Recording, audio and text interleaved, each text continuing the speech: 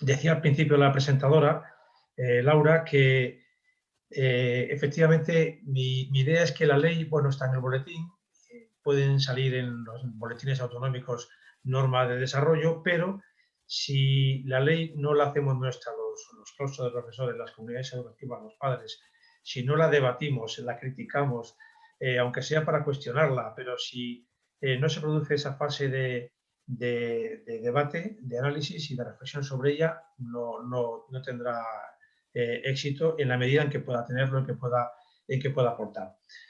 El tema de la atención a la diversidad es fundamental, es de los 3 temas importantes que motivaron la LOMLOE.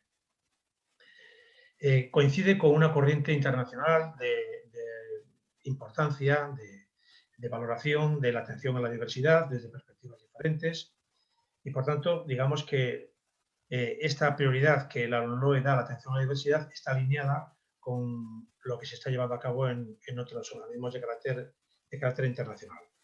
Bien, así en resumen, digamos que quería mandar 2 o 3 ideas básicas. La primera es que la atención a la diversidad es una cuestión de todos, de toda la comunidad educativa, de todos los profesionales que estamos trabajando en la educación, no solamente de los equipos ni de los departamentos de educación de los institutos, ni de los profesionales que están en los colegios de primaria, sino de todos los miembros de la comunidad educativa y especialmente de los profesores, si no, no habrá de verdad atención a la diversidad.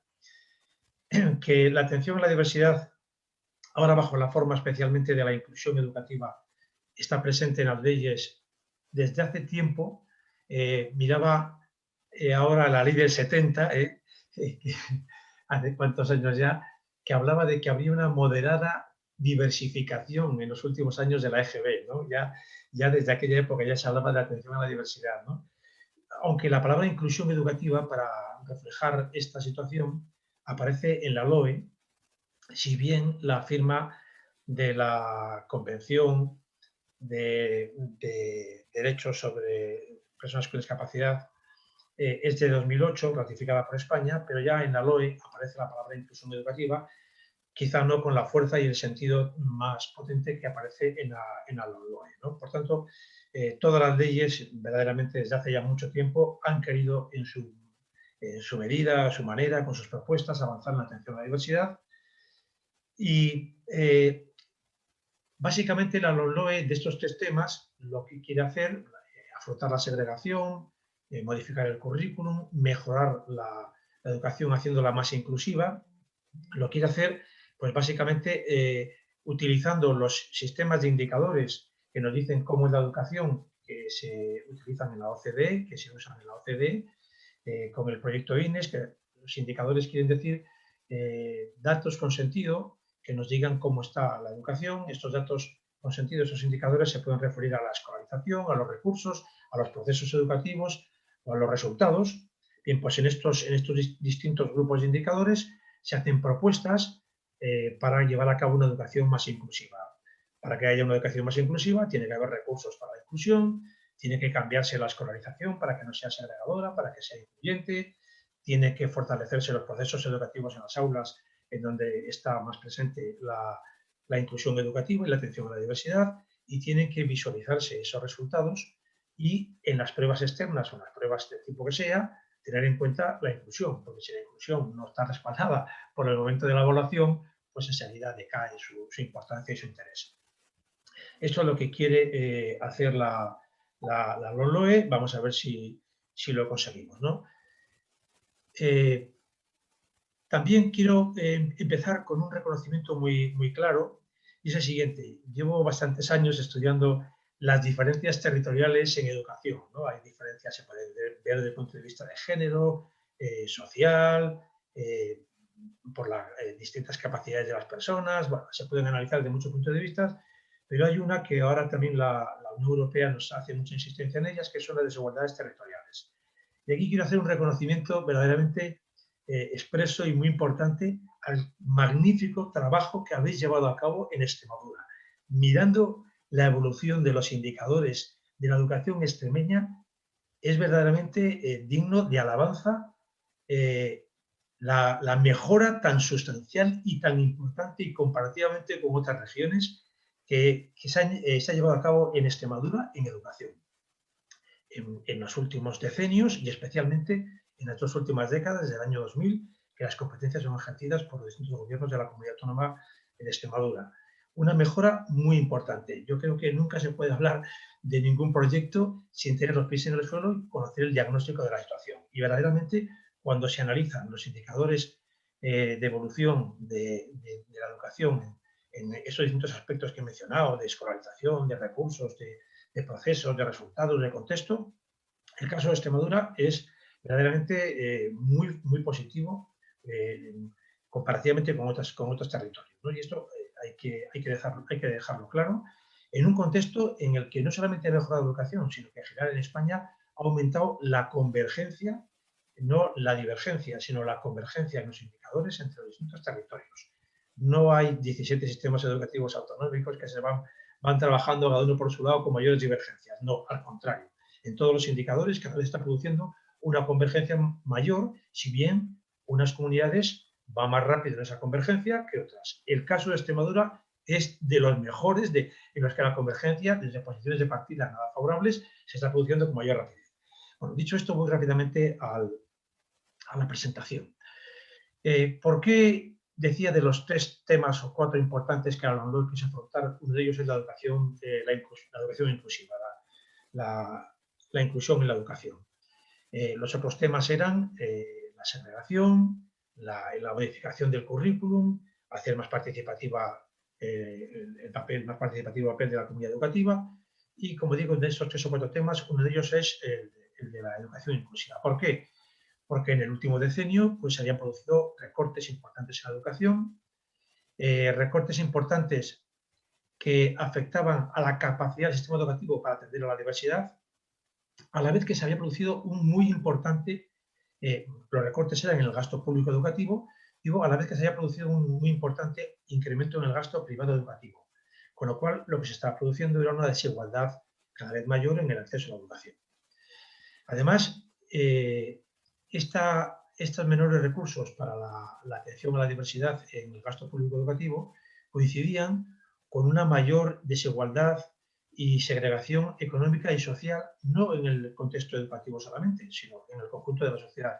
Indicadores como el de Gini o la tasa AROPE o la tasa de pobreza, pues nos decían que cada vez había menos equidad, mayor desigualdad, los recursos estaban repartidos de una manera más desigual y esta pérdida de equidad en la sociedad pues no era compensada por la educación, que siempre tiene que ser una palanca, una garantía de la igualdad de oportunidades, ¿no? Análisis internacionales como PISA nos decía que el sistema educativo español estaba en su capacidad para la equidad, en su vertiente equitativa, estaba por encima de la media. Sin embargo, en la media desde el punto de vista de los resultados que la prueba PISA obtenía en todos los territorios, en todos los alumnos, ¿no? Sin embargo, cuando analizamos esa equidad desde el punto de vista de los resultados académicos, encontramos que no es así, que hay un sesgo todavía muy importante en función de que los resultados sean de los alumnos de la red pública o de la red privada, concertada o no concertada, de regiones con renta más alta o más baja. Por tanto, el sistema educativo desde un punto de vista internacional, las pruebas internacionales, es equitativo, pero desde un punto de vista de los resultados académicos no lo es. Hay ahí una divergencia que hay que tener en cuenta, ¿no? También se quiso afrontar esto en la LOMLOE porque la LOMCE fue una ley en el 2013 hecha al margen de la crisis económica que se está produciendo, sin consenso, con sentencias que condenaron y derogaron parte del texto desde el Tribunal Constitucional, y con un Real Decreto Ley en el año 2013, cuando tocaba implantar las pruebas finales de cuarto de la ESO y de segundo de bachillerato y algunos de los elementos nucleares más importantes, que suspendieron esa implantación, la implantación de esos momentos fundamentales de la ley, y acordaros ese año 2013-14, ese curso en el que los alumnos empezaron, los de cuarto y segundo de bachillerato, pensando que tenían que enfrentarse, y los profesores también, a una prueba al finalizar ese curso académico, en el que el título no le íbamos a dar a los profesores, sino se iba a obtener de manera diferente en el caso de la ESO, en función de los resultados que se obtuvieran en esas pruebas, y no fue así, porque en ese Real Decreto Ley de diciembre de 2013 se modificó sobre la marcha elementos sustanciales de la ordenación del sistema educativo generado por la LOMCE, y la ley quedó a partir de ese momento inestable, coja, generando un montón de problemas a los que la LOMLOE quiere hacer frente, ¿no? Además, con la LOMLOE se quiere hacer una defensa, de acuerdo con las normas internacionales ratificadas por España, más fuerte de la educación inclusiva, porque no se puede seguir aceptando que el hecho de que 1 de cada 6 alumnos diagnosticados como AUNES, como alumnos con necesidades educativas especiales, esté en centros de educación especial, un 18%. Eso no es algo excepcional, que es lo que plantean las normas internacionales, y es el término excepcional que muchas veces decimos que tiene que acompañar el hecho de que un alumno no esté en un centro ordinario, ¿no? Además, en los últimos años se había producido un estancamiento en el progreso de los AGNES en las etapas, especialmente en las posobligatorias.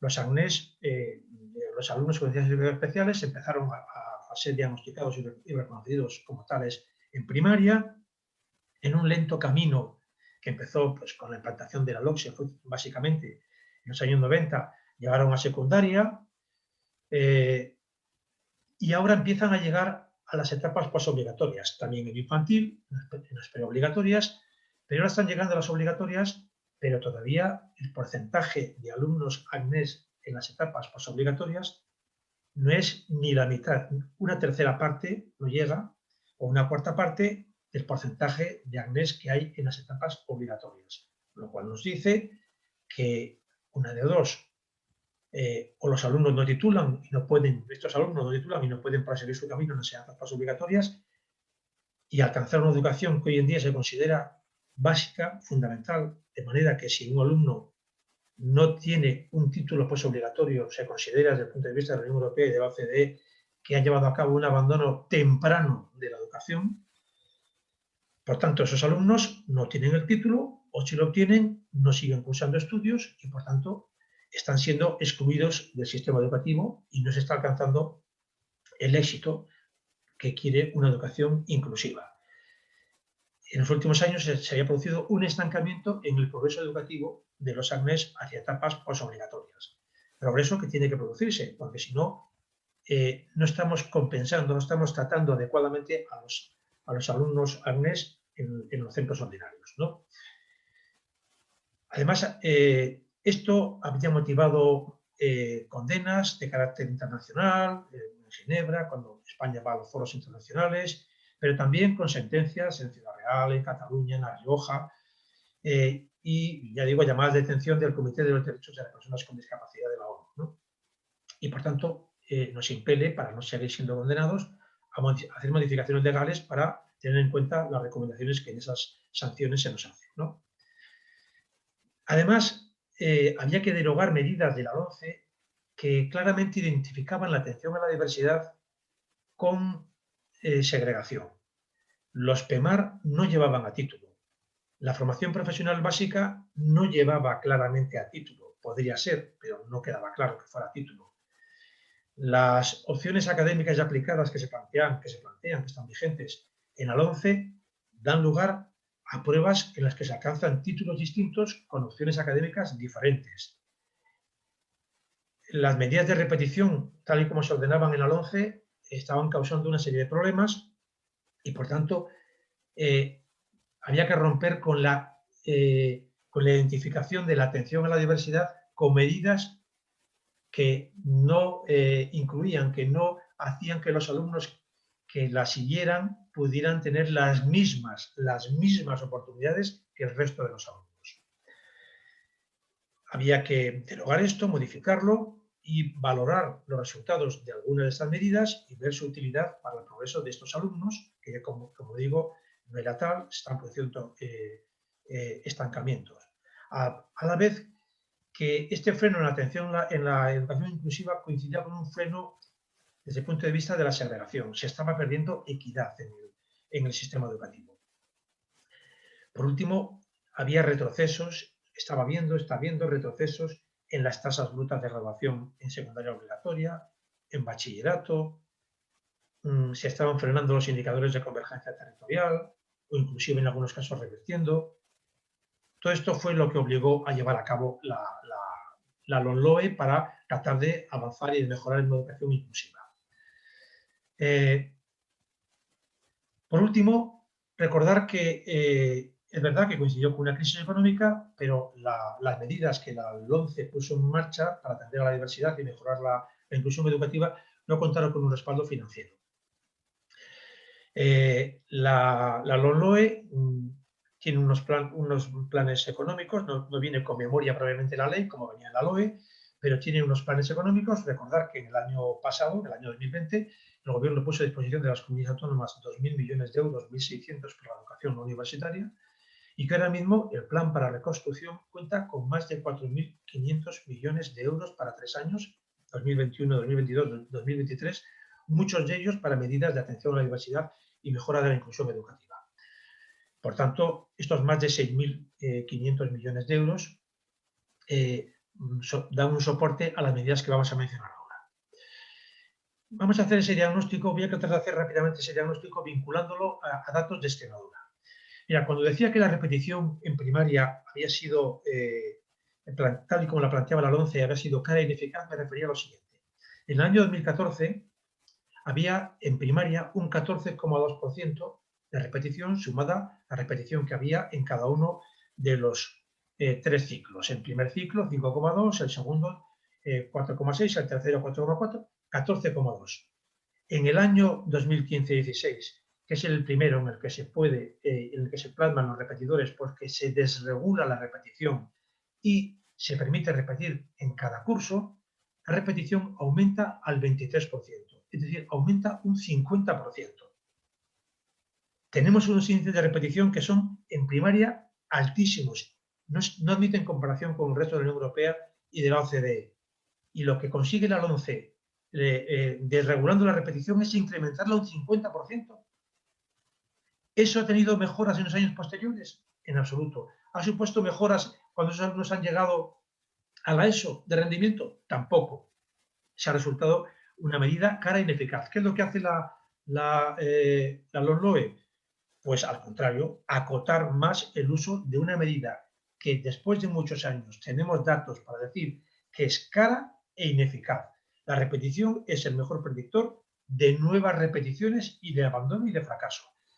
Por tanto, lo que hay que hacer es, por supuesto, permitirla, pero facilitar medidas alternativas y animar a reducir su uso de manera que lo que hace la LOMLOE es decir que solo se podrán repetir 2 veces a lo largo de toda la educación obligatoria. Una vez como mucho en primaria y si ya se ha producido una repetición en primaria, una vez como mucho en secundaria. Y si el alumno no ha repetido en primaria, 2 veces como mucho en secundaria obligatoria. Pero insistiendo en el articulado en que esa medida es última después de haberse puesto en marcha otras, valorada con un plan de seguimiento individualizado. La permanencia no es para repetir, para que se haga lo mismo, sino para que se haga diferente, una serie de cautelas que vienen ahí. Pero desde luego lo primero que tenemos que decir es que se aumentó un 50% la repetición cuando se desreguló. Cuando se decía que únicamente era para hacerla más flexible y que se pudiera adoptar la repetición cuando fuera mejor, pero no para que hubiera más repeticiones. No, el efecto que se produjo en Extremadura y en toda España fue que 5.700 alumnos repetidores más en primaria hubo en el año 2015-16 frente a los que hubo en el año 2014-15. Aunque como veis en el 18-19 va bajando la tasa de repetición, pero todavía está claramente por encima del 14,2% que hay en Extremadura, que había en Extremadura el último año de la LOE, ¿no? PEMAR. Se dice que PEMAR sustituía a la diversificación, no llevaba a título porque estaba en segundo y tercero. Todos sabemos que los alumnos que hacían PEMAR era muy difícil que luego siguieran las enseñanzas académicas, porque después de haber llevado a cabo una enseñanza en ámbitos de las matemáticas era muy difícil, o de otras disciplinas, incorporarse a un cuarto académico, y que obtendrían el título por esa versión de enseñanzas profesionales, de la opción no académica, que no permitía ir a bachillerato. Sin embargo, esto no fue así, porque después los alumnos ya desaparecieron las pruebas, no se implantaron y el título se daba de manera única, pero es que además lo que pasó fue que PEMAR no sustituyó a la atención a la diversidad simplemente desplazando 2 cursos antes esta medida, sino que atendió a menos alumnos. En Extremadura, el 11,6% de alumnos de la secundaria obligatoria de tercero y cuarto cursaban los programas de diversificación curricular, frente al 7,9% de alumnos que en el curso 2016-17, de segundo y tercero, cursaban los programas de mejora de aprendizaje y rendimiento. Por tanto, un tercio del alumnado que antes estaba atendido con esta medida tan importante que había en secundaria obligatoria, los programas de diversificación, con OSPEMAR dejaron de atenderse en Extremadura y en toda España. Unos 800 alumnos aproximadamente. ¿Dónde están esos alumnos que no están en OSPEMAR y que antes estaban en diversificación? En el aula ordinaria, atendiendo su diversidad por el profesorado ordinario, ¿no? Esto no es la mejor manera de garantizar una educación inclusiva, ¿no? La FP básica se decía lo mismo, que había sustituido al PCPI, pero el PCPI con los módulos voluntarios que llevaban a título, en Extremadura, en el año 2014-15, hicieron que un 5,1% de los alumnos que obtenían el título de la ESO en la tasa bruta, lo obtuvieran a través del PCPI. Y en FP básica acababan un 4,5% y no sabemos cuántos de ellos obtenían el título. En mi centro, en el que yo dirigía antes de incorporarme al ministerio, durante los últimos 7 años, hasta el año 18, desde el año 2011, teníamos FP básica y nosotros, en general, dábamos el título de la ESO a todos los alumnos que terminaban la FP básica. En el de Alao, en el Instituto de Alao, pared con pared, que también tenían FP básica, se lo daban en un caso sí y en otro no, un 50%. No hay estadísticas que nos digan cuántos alumnos que terminan la FP básica obtienen el título.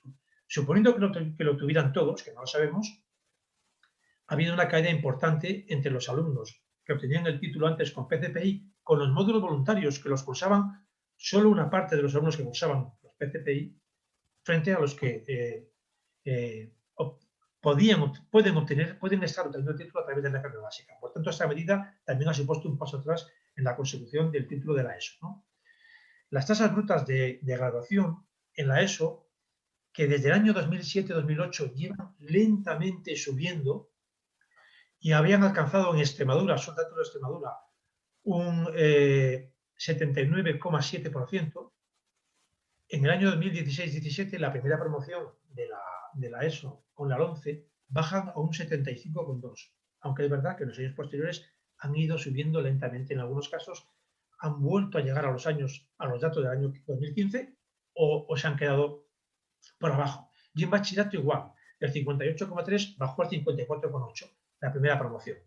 Por tanto, la ordenación académica de la 11 no estaba consiguiendo que mejoraran las tasas brutas de graduación en la ESO y en bachillerato, que es fundamental para que el abandono educativo temprano sea cada vez menor, como nos exige Europa y en un indicador en el que tenemos unos datos claramente negativos. Se frenó la convergencia territorial y, además, no se llevaron a cabo políticas de coordinación y mejora de las actuaciones con los ACNEAE, con los otros colectivos que no son ACNES que la LOE puso de manifiesto, fundamentalmente colectivos que son víctimas de políticas de menor equidad, en los que hay segregación, ¿no? Bien por desventajas socioeducativas, bien por ser hijos de migrantes, bien por tener problemas de aprendizaje o de comunicación o de lenguaje que no dan lugar a ser ACNES, etcétera, ¿no? Se suspendieron los programas de cooperación territorial, dejó de haber políticas que apoyaran esto, y lo que se produjo fue un incremento muy importante del porcentaje de todos los alumnos ACNEAE, incluido de los ACNES, en las distintas comunidades autónomas, bien en los centros de educación especial, bien en los centros ordinarios. Esta variabilidad afecta a, por ejemplo, qué porcentaje de alumnos de los ACNES estén en una comunidad en centros de educación especial o en centros ordinarios o en otras. La variación es relativamente importante. Si la política es estatal y la normativa básica es la misma, las divergencias no deberían ser muy altas, deberían ser bajas, ¿no? Pues no, son altas y aumentan. También son altas las divergencias que hay por el tipo de discapacidad que tienen los alumnos. Y esto no tiene ninguna lógica. El número de personas sordas o ciegas o con discapacidad motora o con la discapacidad que sea, debe tener porcentajes muy similares en todas las comunidades autónomas.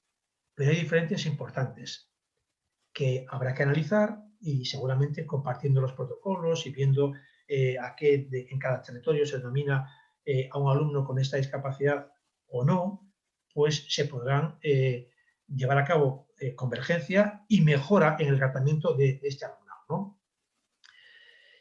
También hay diferencias muy importantes en el porcentaje de este alumnado con necesidades educativas especiales en cada una de las etapas que están.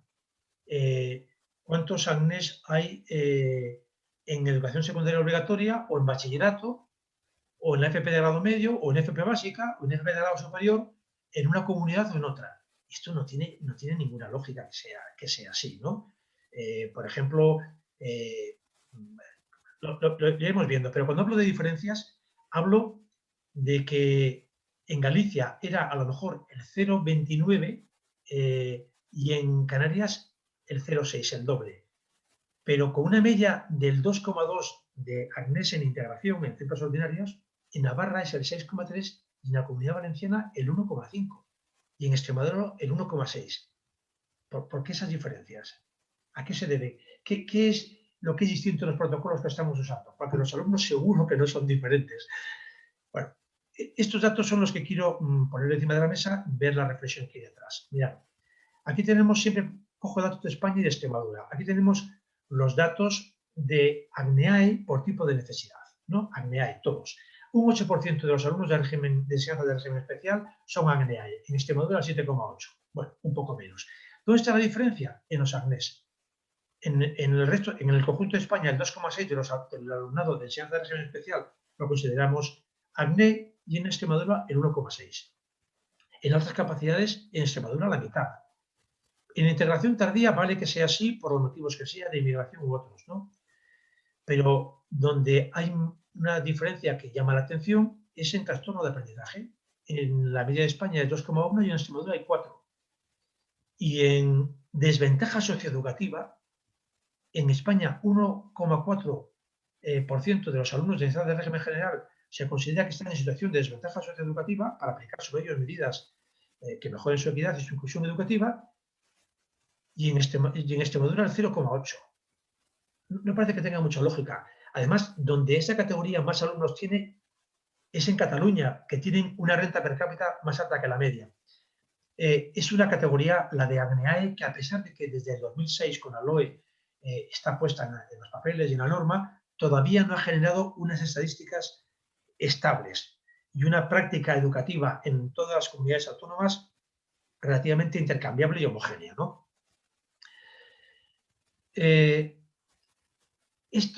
Yendo a los AGNES, aquí tenéis la evolución del porcentaje de AGNES sobre alumnos de enseñanza de régimen general que había en colegios, en centros de educación especial y en los centros ordinarios desde el año 96-97 hasta 2018-19 en España y en Extremadura.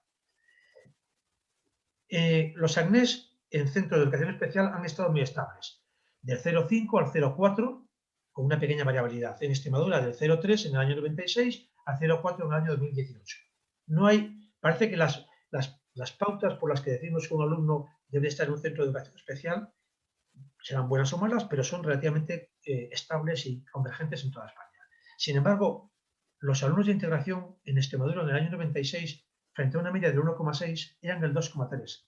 En el año 2000, cuando se tomaron las competencias, había 3 de cada 100 alumnos que estaban en centros de integración, en centros ordinarios, que eran AGNES, frente al 1,9 de España.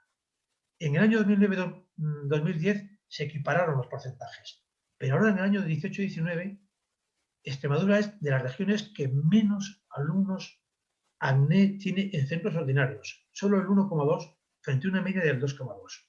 ¿A qué se puede deber esto? Vamos a verlo a continuación con algunos datos que nos pueden ayudar a entender esta diferencia, ¿no? También hay diferencias muy importantes antes de llegar a esto por el tipo de discapacidad. Por ejemplo, en Navarra, el 6,5% de los alumnos AGNES en centros de educación especial son de trastorno generalizado de desarrollo, frente al 21,77% que hay en España o al 19% que hay en Extremadura.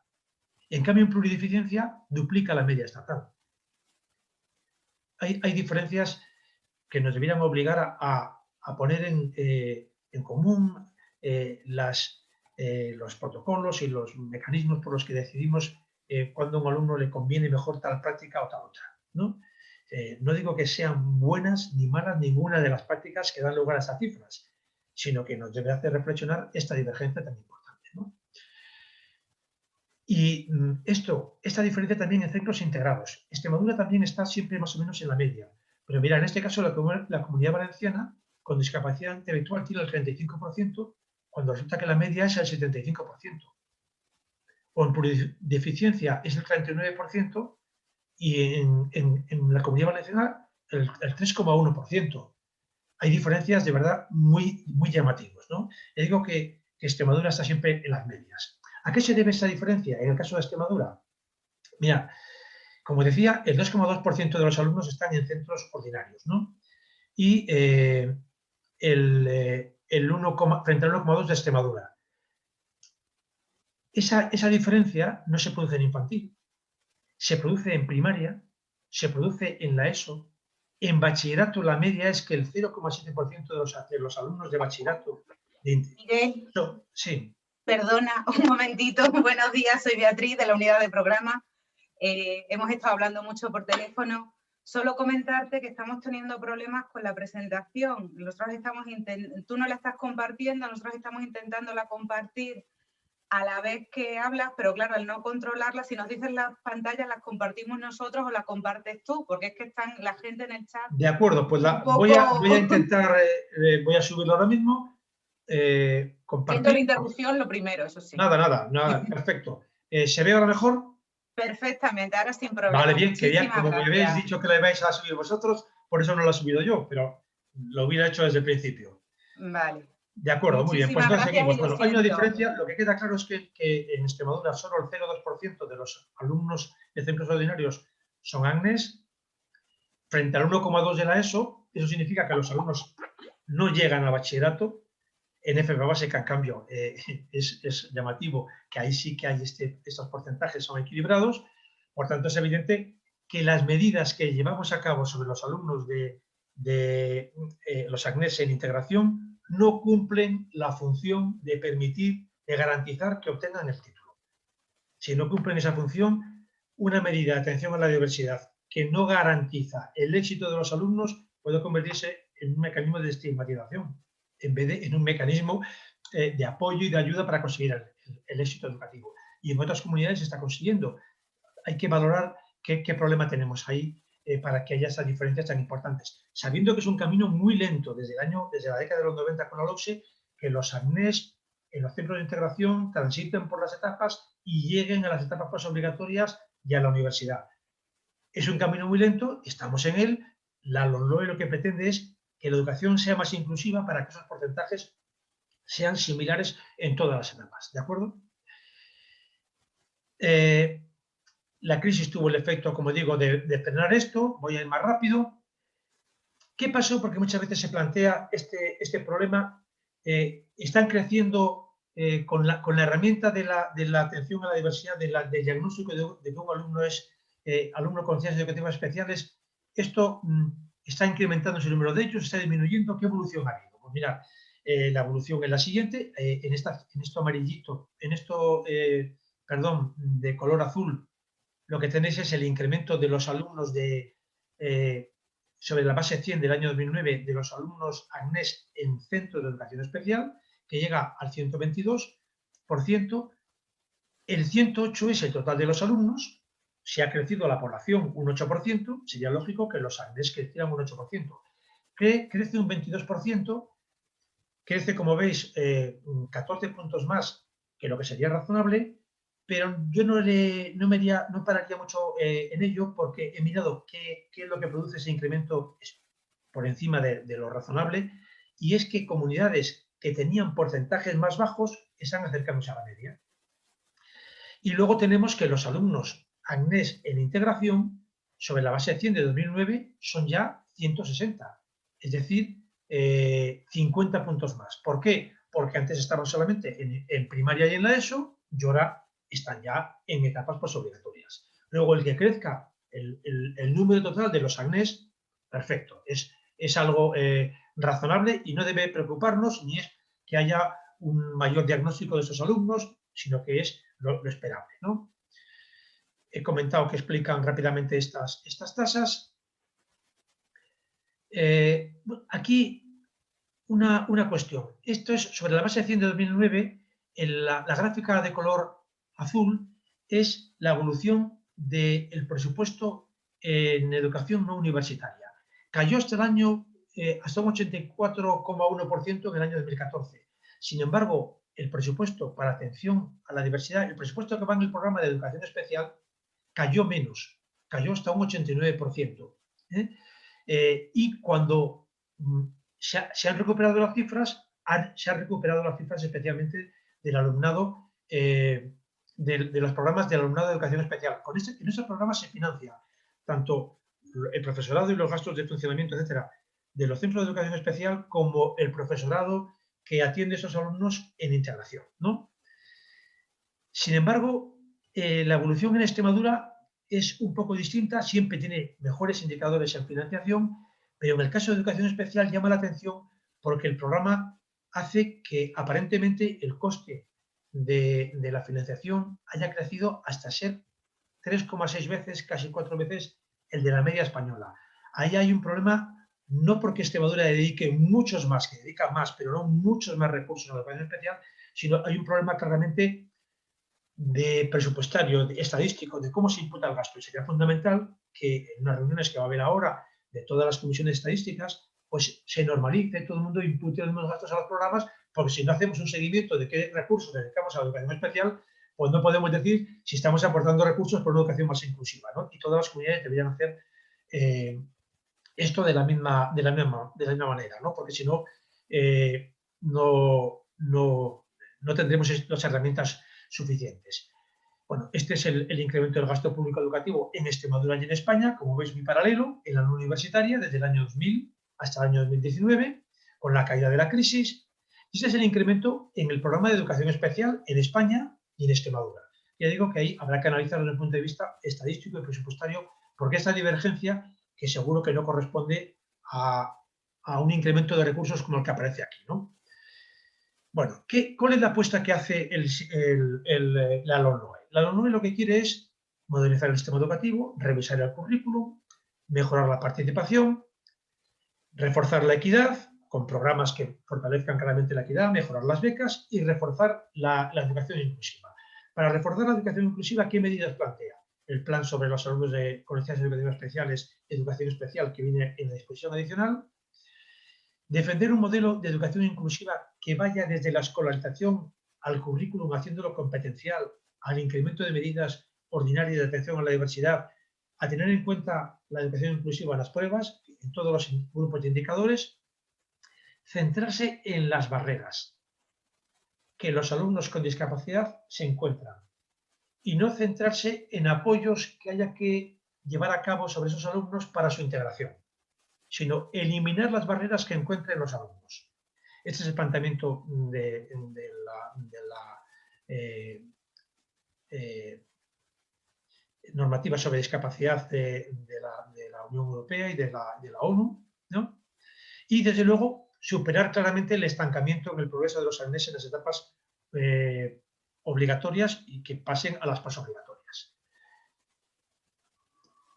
Para ello, las medidas más importantes afectan a lo siguiente. En la escolarización, lo que se ha hecho es hacer baremos de admisión más equilibrados, comisiones de garantías más participativas y transparentes y zonas de escolarización más heterogéneas. Cuando digo baremos de admisión más equilibrados, quiero decir que no primen puntos del baremo que lo que hacen es hacer que el alumnado de los centros sea más homogéneo, sino que sea diverso y todos los centros asuman la diversidad del alumnado que hay en la sociedad a la que se deben y en la que están, ¿no? Por eso se han modificado de una manera sustancial los baremos y se ha apostado por zonas de escolarización más homogéneas desde un punto de vista más similares al conjunto de la sociedad y más heterogéneas desde el punto de vista de los grupos sociales que la componen, ¿no? En recursos, fortalecer las becas para mejorar la equidad, fortalecer los programas de cooperación territorial para compensar en aquellas comunidades en donde hay menos recursos, no se dan a todos por igual, sino que se dan en función de las necesidades, pues dedicarlos especialmente a la mejora de la atención a la diversidad y de la equidad, ¿no? Financiar medidas específicas en centros docentes. Se pone en la ley que las administraciones educativas podrán dar recursos añadidos a aquellos dos centros docentes que presenten trabajos e indicadores más comprometidos con la inclusión educativa, ¿no? Y en varios de los artículos, tanto en primaria, en la ESO, en bachillerato, en FP, se reconoce que si se llevan a cabo medidas de educación inclusiva, porque hay más alumnos que lo requieren, se podrán bajar las ratios. No se especifica como antes que por cada alumno ACNE en una aula ordinaria cuenta como doble para las ratios. No, se deja más abierto para que la diversidad de situaciones que hay en los centros pueda ser contemplada y bajarse la ratio. En los procesos lo más importante es hacer el currículum competencial. Con un currículum competencial será más fácil atender la diversidad. Con un currículum competencial, que lo primero que significa es aligerar el currículum, reducirlos, eliminar o hacer eliminar su carácter prescriptivo, hacer orientativos y reducir el número de los estándares de aprendizaje, vincularlos a criterios de evaluación escritos, formulados en términos competenciales, y con este planteamiento será más fácil llevar a cabo una atención a la diversidad y una educación inclusiva. Desde luego, con los 60 o 70 estándares de aprendizaje referidos a contenidos conceptuales, en la mayor parte de los casos, es de cualquier materia de la ESO, de bachillerato, es muy difícil atender la diversidad, ¿no? Buscar fórmulas organizativas son fundamentales, organizativas y de funcionamiento de los centros, como son la codocencia, la mayor flexibilidad, la mayor optatividad. Esto se abre mucho en la ley. Se dice, por un lado, que todos los centros tienen que ofrecer todas las posibilidades y luego, en función de la demanda, estarán vigentes unas u otras. Pero se apuesta por que haya fórmulas de organización dentro del currículum mucho más flexibles. No tienen por qué ser todos los centros con la misma organización. El mismo currículum sí, bajo fórmulas organizativas diferentes. Unos pueden tener aula materia, no digo aula profesor, otros con docencia, otras tal. Facilitar y potenciar fuertemente la autonomía de los centros, no solo en la parte curricular, sino en la parte organizativa. La organización y el funcionamiento tienen una incidencia muy fuerte sobre la atención a la diversidad y la inclusión educativa. Limitar la repetición, forzar un plan individualizado, potenciar la diversificación curricular que lleve a título, potenciar la formación profesional básica llevándola a título y haciendo que conduzca, que sea en los últimos cursos de la secundaria obligatoria y que permita el paso a la educación posobligatoria. Reconocer que tanto en primaria, la ESO, bachillerato y FP, las adaptaciones curriculares significativas serán las que fijarán los criterios de evaluación que luego sean en torno a los que tengamos que llevar a cabo la decisión de promoción o titulación. La decisión de promoción o titulación se hará en función de los criterios de evaluación que estén en las adaptaciones curriculares. No la adaptación es significativa y luego los criterios de evaluación y promoción son los estándares. No. Y esto se pone en toda la ley, en todas las etapas, repetidas veces. Y también en los programas específicos de FP. Y desde luego tienen que adaptarse metodológicamente las pruebas internacionales, las pruebas de evaluación diagnóstico, las evaluaciones de la PAU y todo tipo de evaluación, sea de la comunidad autónoma, sea general, planteada por el Estado, ¿no? Para respetar el principio esencial de atención a la diversidad y de inclusión educativa. Sin ello no tiene ningún sentido todas las demás medidas, ¿no? Esas propuestas, he puesto en el documento todos los artículos en donde vienen recogidas cada una de ellas. No he querido ser tan cansino de ir poniendo a cada una de ellas, pero las he ido enumerando artículo a artículo. ¿no? En el preámbulo, en el título primero, por ejemplo, en la ESO, la promoción en los programas de diversificación curricular se hará a partir de la evaluación de sus objetivos. Si tiene alumnos ACNE, de los objetivos con adaptaciones curriculares que habrá en diversificación. Se evitará la segregación en FP por motivos socioeconómicos. Los referentes de la evaluación en el caso del alumno ACNE serán los incluidos en las correspondientes adaptaciones del currículo sin que este hecho pueda impedirle la promoción o titulación en el caso de la FP básica. Los procedimientos de evaluación se adaptarán a los ACNEs. Hemos sido reiterativos poniendo esto en todos los casos y hemos tenido llamadas del CERMI y de otras instituciones. Entonces queda claro que para decidir la promoción o la titulación los referentes que se van a utilizar son los de las adaptaciones curriculares. Sí. ¿Va a ser así? Sí. ¿Dónde viene? En los artículos tal, tal y tal. Luego, los procedimientos de evaluación en bachillerato también se adaptarán a los ACNEs. Los procedimientos de evaluación en bachillerato no habrá adaptaciones significativas, si las hay, no serán sus criterios de evaluación. En las demás etapas sí, en formación profesional también, pero sí habrá adaptaciones metodológicas para las evaluaciones de todo tipo, ¿no? También lo tenéis en equidad, con los ACNEAE y con los ACNES. En el profesorado, hablándose de que en la formación permanente tiene que haber formación inclusiva como una parte novedosa de la formación. Estoy poniendo todo lo novedoso que hay en la LOE frente a lo que ponía la LOE o la LONCE. Lo novedoso, las partes que se han añadido referidas específicamente a la atención a la diversidad y a la inclusión educativa. En el profesorado de la formación permanente, en los centros, lo que os he dicho, de que recibirán recursos adicionales por parte de las administraciones educativas, aquellos centros que adopten decisiones o proyectos que sean valorados como de interés para la inclusión y la atención educativa y la atención a la diversidad del alumnado. En las evaluaciones de diagnóstico se dice específicamente que esas evaluaciones tendrán que tener en cuenta a todo el alumnado ACNE y no ese día tienen que desaparecer, sino se tiene que adaptar la prueba y saber qué resultados dan, pues que sean buenos, malos o regulares. Los que den en las adicionales también, por supuesto, que habrá investigación, intercambio de buenas prácticas, innovaciones referidas a la inclusión educativa y a la atención a la diversidad. Y luego está la famosa disposición adicional cuarta y quinta. La quinta lo que dice es que los programas de cooperación territorial, en los que digo que habrá cantidad importante de recursos aportados por la Unión Europea y puestos a disposición de las comunidades autónomas por el gobierno, estos recursos lo que harán será potenciar la educación inclusiva, ¿no? Pero la más importante es la adicional cuarta. La adicional cuarta, que se ha usado muchas veces de manera, yo creo, equivocada, lo que dice textualmente es lo siguiente. Las administraciones educativas velarán para que las decisiones de escolarización garanticen la respuesta más adecuada a las necesidades específicas de cada alumno o alumna de acuerdo con el procedimiento que se recoge en el artículo 74 de la ley. Una escolarización más equilibrada. Bien. El Gobierno, en colaboración con las administraciones educativas, desarrollará un plan para que en 10 años, de acuerdo con la Convención de Derechos sobre los Derechos de las Personas con Discapacidad y en cumplimiento del objetivo cuarto de los Objetivos de Desarrollo Sostenible, los centros ordinarios cuenten con los recursos, un plan para que los centros ordinarios cuenten con los recursos necesarios para poder atender en las mejores condiciones al alumnado con discapacidad. Eso es lo que quiere la adicional cuarta. Las administraciones educativas continuarán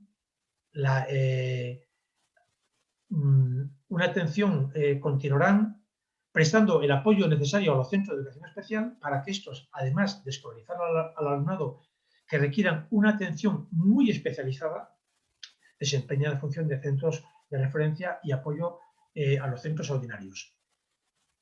Para los que requieran una atención muy especializada. No puede ser 6 de cada uno, lo que nos dice la Unión Europea y lo que nos dice la ONU, lo que nos ha dicho en Ginebra la última vez que hemos ido, es que 1 de cada 6 no es una atención muy especializada.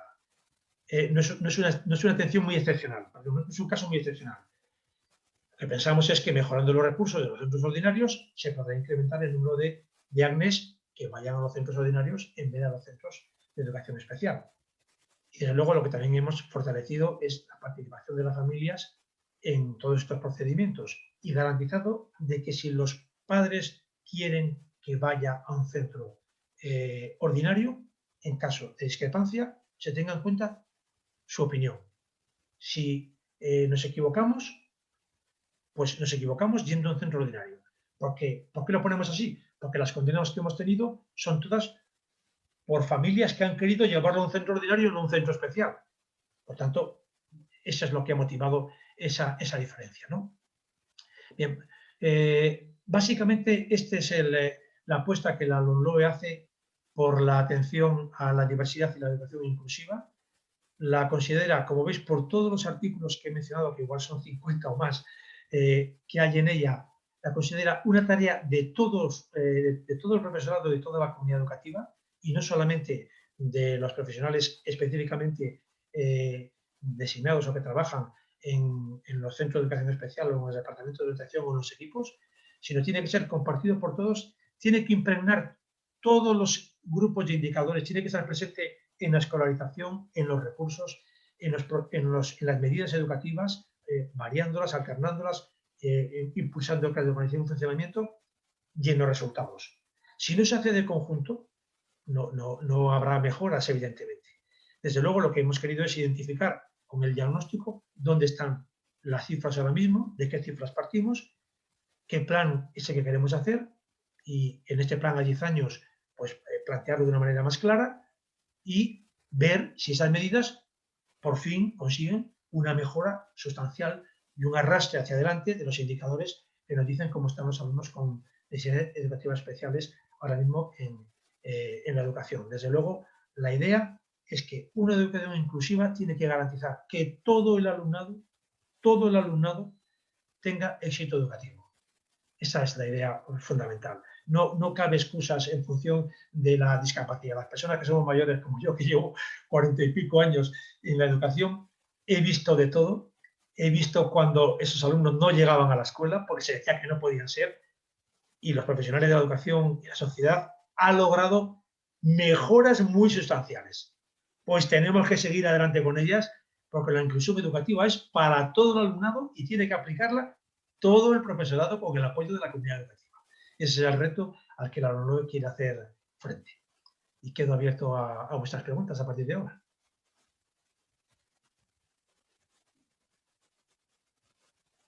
¿De acuerdo?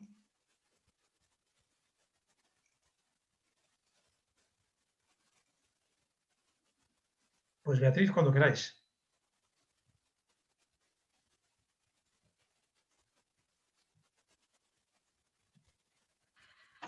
Buenos días de nuevo. Siento la interrupción de antes, perdona. Ha sido problemas del directo.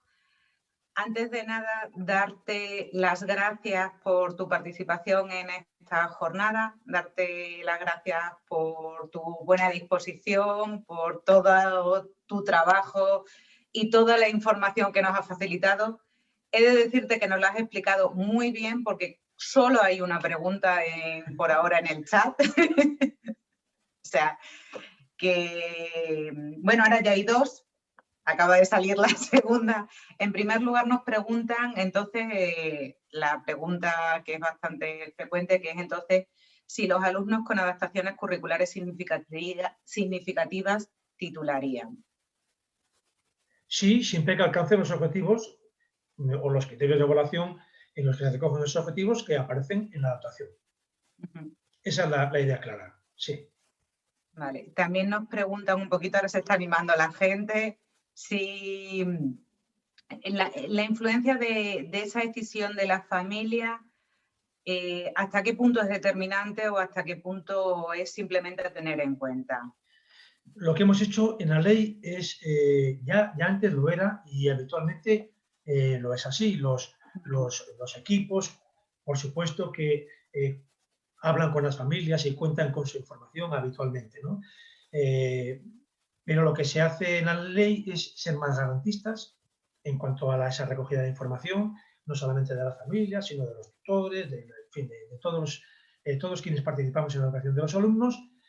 Y lo que se hace es que se dice, se ordena, digamos, el procedimiento de esa participación para ser más garantista, y que en el caso de que haya discrepancia, si la familia, frente al criterio experto del equipo, de quien decida sobre el caso, sobre ese alumno, lo que opta es porque vaya a un centro ordinario en vez de a un centro de educación especial, se tendrá en cuenta, se adoptará la decisión de las familias frente al criterio experto.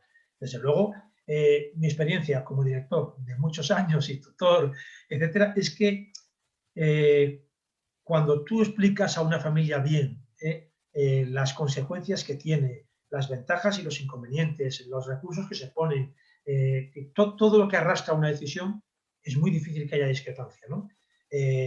Si la hay, hay que escuchar a la otra parte, pero en todo caso, todas las sentencias de los jueces españoles y también de los organismos internacionales que han fallado en contra de la administración educativa han sido no porque alguien quisiera ir a un centro de educación especial y lo hubiéramos obligado a ir a un ordinario, sino al contrario. Por tanto, pues lo que nos hace es pensar que es lo más razonable esto que estamos diciendo. A ver, una pregunta así un poco global que unifica muchas, porque ahora están llegando muchas a la vez.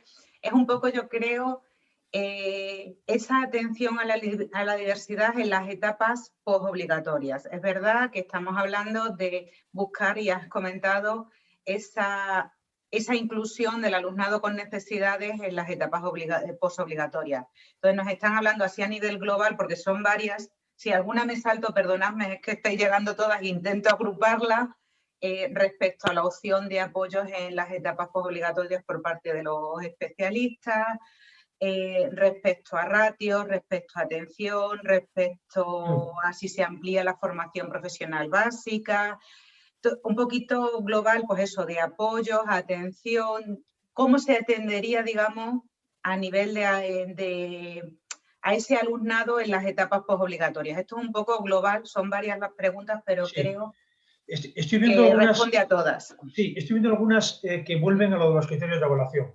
Dicen, los criterios de evaluación, entonces, de las adaptaciones curriculares ya no tendrían por qué respetar los objetivos de la etapa. No, sí tienen que respetar los objetivos de la etapa.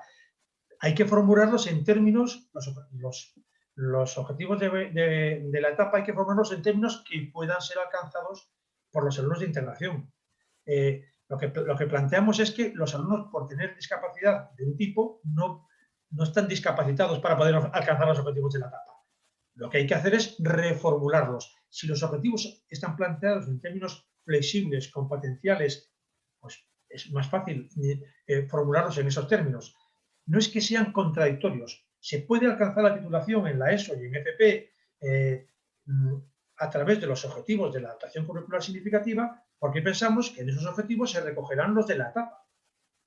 No porque pensemos que bueno, les vamos a dar un título sin haber alcanzado los objetivos de la etapa. No, es que se pueden alcanzar los objetivos de la etapa.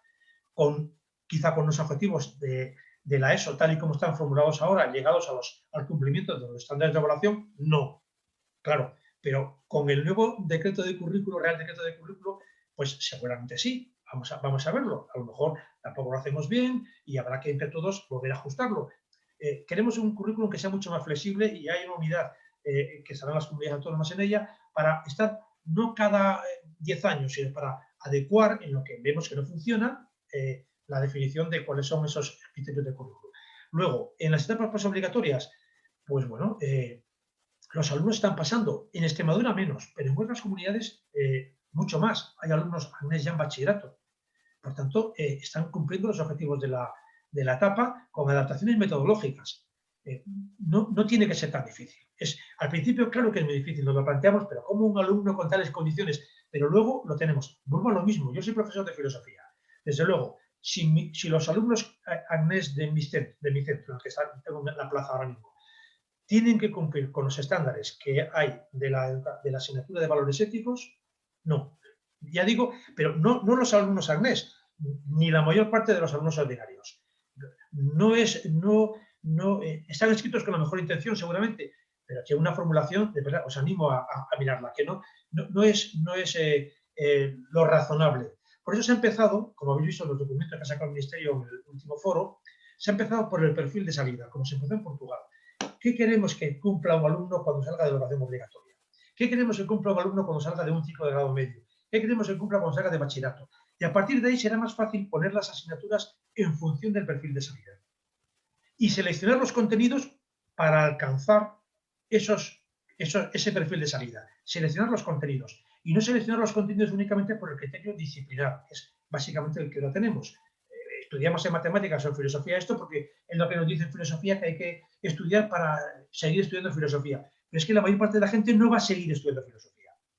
El objetivo de la filosofía es formar el espíritu crítico, etc. Vamos a seleccionar los objetivos, vamos a seleccionar los contenidos de las materias que permitan alcanzar el perfil de salida. Con ese punto de vista, sí que es fácil en las etapas posobligatorias que los alumnos AGNES alcancen los objetivos. Esa es mi experiencia y quiero que en otras comunidades se hace con porcentajes mucho mayores, pero mucho mayores me refiero 4 veces, 5 veces los de Extremadura en bachillerato. En vez de un 0,2, igual hay un 1% de AGNES en bachillerato.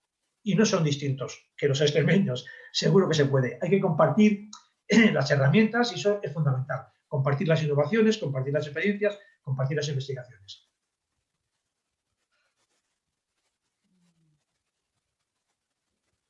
Sí, sí, veo que las preguntas son todo el tiempo. ¿También las haces curriculares? También las haces curriculares. Son un poquito. Sí. Claro, es que estamos acostumbrados a un currículum inmenso. No sé quién decía, ya me pierdo, están tantos foros. Decía alguien, el currículum de España es el de una comunidad autónoma, más la parte prescriptiva de las enseñanzas mínimas del Estado, que no son mínimas para los alumnos, son mínimas para las administraciones educativas, ¿no?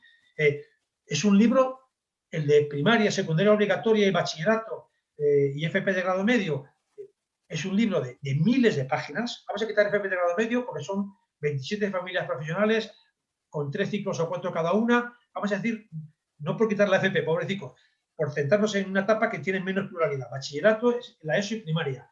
Son miles de páginas. Y en Finlandia, es un librito de 40 páginas. El currículum no puede ser cientos de páginas.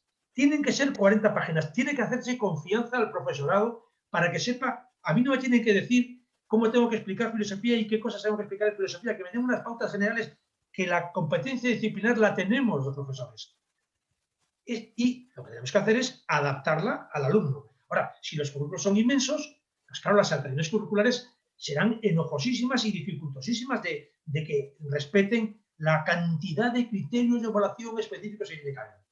Por tanto, no se trata de otra cosa, sino de tener en cuenta el perfil de salida, porque con él será como podamos verdaderamente tener en cuenta esa atención a la diversidad del alumnado, ¿no?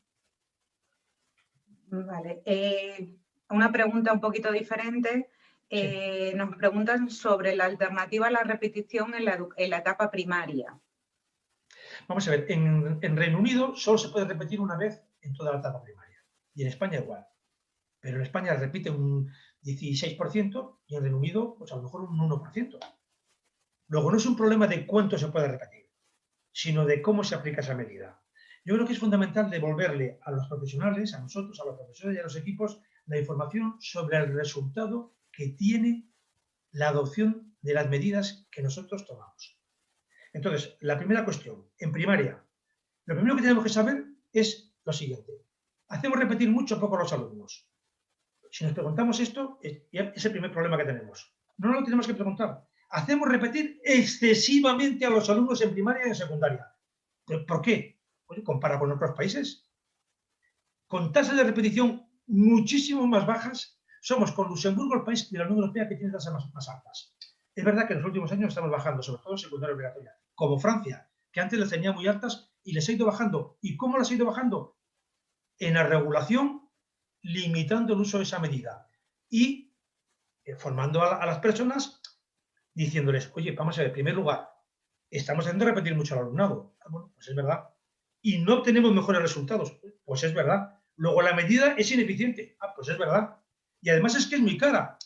Por ejemplo, si en secundaria un 10% de los alumnos repiten, yo le puedo plantear a un instituto, oye, vamos a hacer una cosa, ya no se puede repetir y tenéis un 10% más de plantilla. Bueno, es lo que está costando un centro, ¿no? Y en primaria, ahora mismo, lo que estamos viendo es que las tasas finales totales es un 3% en cada curso. Entonces, vamos a ver. Primero, hay que partir de que estamos repitiendo mucho. Segundo, repetir, hemos intentado evitar la palabra repetir en la ley, porque es que repetir eso es absurdo. Permanece un año más. No se puede repetir lo mismo. ¿Cómo va a repetir lo mismo? Si ya lo ha alcanzado, no tiene ninguna lógica que se haga repetir. Hará cosas diferentes, distintas, las que no ha superado antes, pero no volverá a repetir la experiencia que tenemos los profesores de secundaria, que un alumno que el año pasado aprobó una asignatura repite y este año la suspende. Vamos a ver, es que es absurdo. Miremos un poquito fríamente. Vamos a ver, porque eso lo que significa que las asignaturas tienen unos objetivos descontextualizados del aprendizaje del alumno, que en teoría lo había alcanzado ya. Vamos a ver, en primaria la permanencia tiene que limitarse mucho, tiene que reflexionarse bien esa medida, tiene que hablarse con los padres, tiene que verse el éxito de esa medida cuando se ha aplicado anteriormente. No se puede aplicar si no se han tomado antes y documentado todas las medidas previas, porque la repetición es una medida que es a grandes males, grandes remedios. Bien, en cuanto un profesor vea un pequeño mal, pequeña medida. No hay que esperar a que sea una gran medida. En cuanto veas un problema, recursos, problemas detectados, medidas adoptadas. Medida en la que tú te involucres y pidas recursos. Ya sé que me vais a decir que los recursos no son infinitos, lo sé, pero Extremadura precisamente no es la que peor anda de recursos y todos los recursos que antes he contado, que son más de 6.000 millones, no son para que de todo haya más, no, son especialmente para luchar contra la segregación y mejorar la inclusión educativa. Por tanto, va a haber más recursos, los PROA Plus, las unidades de acompañamiento con incremento de orientadores, en fin, bueno, una serie de medidas que lo que quieren es flexibilizar la adopción de esas medidas desde el principio, de manera que los profesores puedan, con una evaluación inicial, diagnosticar dónde están los problemas y adoptar las medidas desde el inicio. De manera que no haya que llegar al final a encontrarnos con una medida que ya nos dice, este chico no está en condiciones de pasar al curso siguiente. Bueno, pero es que primero esas condiciones tiene el profesor que adoptarlas y flexibilizarlas en función del alumno y de sus condiciones, y en segundo lugar, tiene que haber visto desde el principio que no estaba siendo capaz de alcanzarlas, la desviación de ellas. Y desde luego al año siguiente, no repetir. Tiene que haber un plan individualizado y un seguimiento. Porque, y termino ya, igual que os he devuelto la información de que PEMAR ha dejado a 800 alumnos en el aula ordinaria que antes estaban en diversificación, o que la repetición, con la mejor intención, todos los que han hecho repetir a los alumnos en primero, tercero y quinto, ha producido 5.700 alumnos más en repetición, que seguro que los que mandaron repetir no pensaba que se iba a aumentar un 50% la tasa de repetición en primaria en Extremadura. Pero ese fue el efecto. Pues lo que hay que hacer es devolver a los profesores los resultados de las decisiones que adoptan.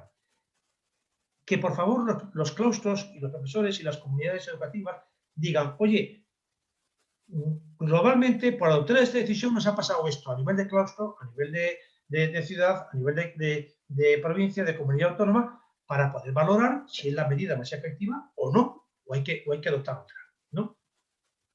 Sí, luego veo que están poniendo que la ratio de 800 alumnos por orientadora, efectivamente, la unidad de acompañamiento es orientadoras fundamentalmente, que lo que quieren es bajar esa ratio, intentar llegar a los estándares europeos de un orientador por cada 150. Quizá no se lleve, pero en este momento lo más importante es no recursos generales, no para todos, no en función del número de alumnos, sino del número de alumnos que más problemas de atención a la diversidad tenga, que seguramente no serán los mismos en una localidad de Extremadura que en otra localidad, en un barrio de Badajoz que en otro barrio de Badajoz. Entonces, los recursos tienen que ir donde están las necesidades y no los niños donde está el recurso, donde a veces nos pasa esto, ¿no? Bueno, Miguel, la verdad es que el foro se ha puesto muy intenso.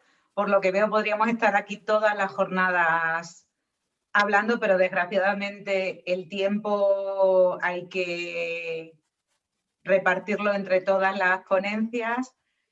No obstante, esto como que nos deja el buen sabor de boca para continuar hablando de este tema, darte las gracias, porque claro, otro de los temas con los que nos podríamos poner, que es todo el tema de gestión económica, dotación, formación, que también lo contempla la ley, que ya has estado hablando del presupuesto con el que va y demás, es una de las preguntas derivadas, pero tenemos que cortar, lo sentimos mucho, los problemas de no poder dedicarlo todo el tiempo, darte darte las gracias por tu participación, por tus aclaraciones y bueno, pues visto el interés que ha manifestado todo el mundo en el tema, esperamos poder seguir trabajando en ello, sobre todo porque va a ser la ley que vamos a tener que aplicar a partir de ahora, que es la ley que tenemos y supongo que según la vayamos desarrollando, como todo, nos van aclarando las cosas, porque a veces verlo en el papel no siempre es tan fácil como cuando lo vemos en las aulas. Muchísimas gracias por tu participación. Muchas gracias a vosotros.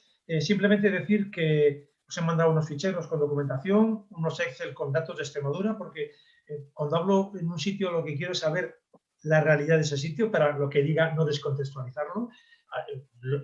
Los que saben más cómo está la educación en Extremadura sois vosotros, no yo, pero yo para poder hablar en Extremadura tengo que coger unos datos. Me gustaría algún día compartirlo con vosotros y desde luego os animo a esa lista que al final del documento que os he mandado viene de todos los artículos en donde uno a uno se mencionan medidas específicas de atención a la diversidad y mejora de la educación inclusiva, que los miremos, porque si hacemos lo mismo vamos a obtener los mismos resultados. Vamos a ver qué hay que cambiar para mejorar los resultados y vamos a reflexionar sobre si eso que hacemos es útil o no, porque a lo mejor nos equivocamos. Yo me equivoco el primero muchas veces, pero solamente con ese análisis constante y crítica podremos avanzar hacia una educación inclusiva, que yo creo que es lo que nos pide la sociedad y a lo que debemos aspirar, ¿no? Muchas gracias. Pues muchas gracias. Vale. Adiós, gracias a todos.